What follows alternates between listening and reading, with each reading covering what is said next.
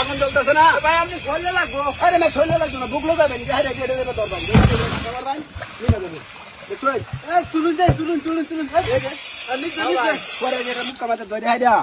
এটা খালি খুললে দিবেন না, এত আশা লাগবো ম্যাম না। এটা বুঝলে স্যার, হ্যাঁ, এই গরম হয়ে গেছে।